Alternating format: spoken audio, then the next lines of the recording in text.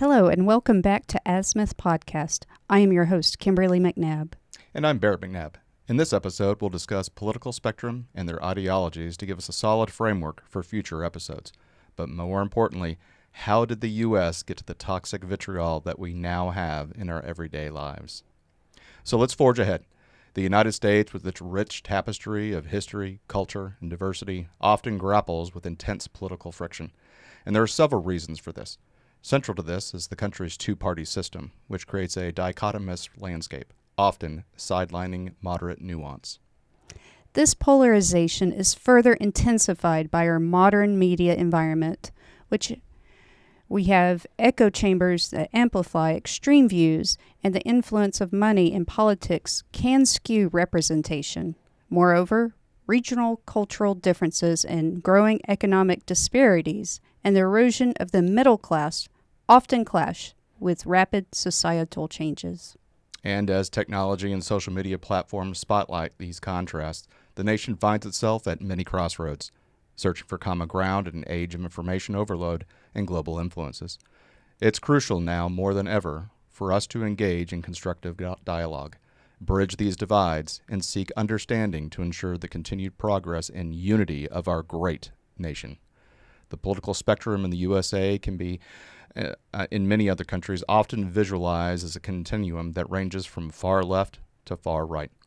So let's imagine a box that has 5 sections broken down from left to right. On the far left side, we have the radicals. Their key beliefs are advocating for a dramatic and fundamental transformation of our society, often desires a complete overhaul of existing social, economic, and political structures. Some examples in U.S. context: while there's no mainstream radical party in the U.S., certain factions within the left-wing movements may embrace radical ideas.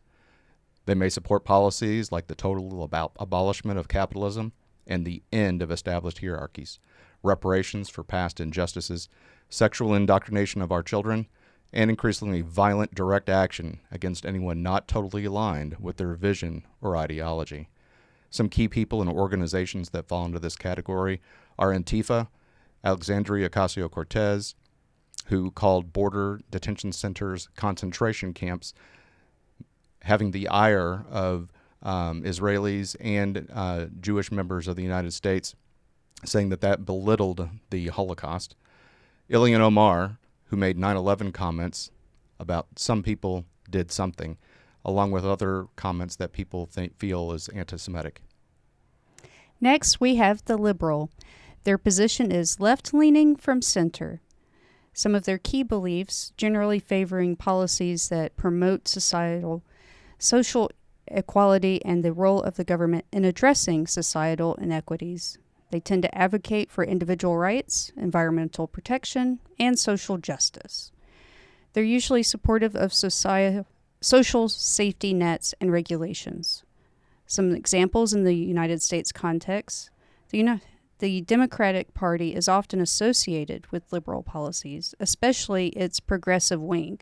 Some examples of liberal positions may include support for universal health care, climate change interventions, and progressive taxation. Well, some key people that fall into this category are Barack Obama and Joe Biden. Now let's move to the moderates. Their position is in the center of this rectangle. Their key beliefs: they take a middle ground approach. Moderates often seek compromise and may adopt policies from both sides of the spectrum. They tend to be pragmatic and prefer incremental change over radical shifts.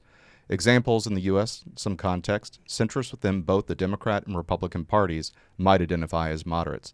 They may, for instance, advocate for a mix of market-based and government solutions to key issues like healthcare. Some key people that fall into this category are Joe Manchin and John McCain, and often people in the United States that are moderates identify themselves as registered independents. And then moving on to the conservative position.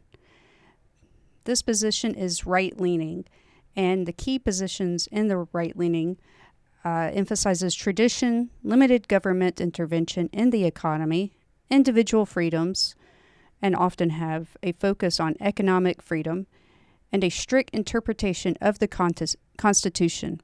Often, advocates are for lower taxes, less government regulation, and traditional social values. Some examples in the United States context: the Republican Party is often associated with conservative policies. Positions may include deregulation, opposition to gun control, and a pro-life stance on abortion. And obviously some key people that fall into this category are Ronald Reagan and George W. Bush. Both obviously great Republican presidents. Ronald Reagan and his Reaganomics included major tax cuts that helped the middle class, oversaw the downfall of communism, and George W. Bush oversaw the global war on terror, as well as additional tax cuts to spur the economy. Now, we'll move on to the reactionary. That position is the far right. Key beliefs: desires to return to a previous state of affairs under societal structure. This can mean rolling back recent societal changes and reforms, often driven by a perception that current trends are taking society in the wrong direction. Examples in the U.S. context: reactionaries might be found in far-right movements or groups. They could advocate for a return to stricter social hierarchies or oppose recent advancements in rights for minority groups. For instance, key people that fall into this category are organizations such as the Proud Boys. Now, a problem with the far left is they keep pushing the envelope. Progressives are never satisfied, and they keep going. Kimberly, you remember Elon Musk's tweet meme where his position as a liberal in 2008 hasn't changed over the years, but the liberals have just left him behind as he has stayed in the same position, but the progressives keep pushing and pushing and pushing, and finally he now sits on the right side of the center, making him a moderate conservative. Hence the name progressive. Yep, it never seems to end. So that is the end of our first segment. Hopefully this brings a little bit of context as we move for additional segments and episodes that focus on each of these political areas and on this spectrum. And so now we have a common language and word of art to reference. And please stay tuned after these messages.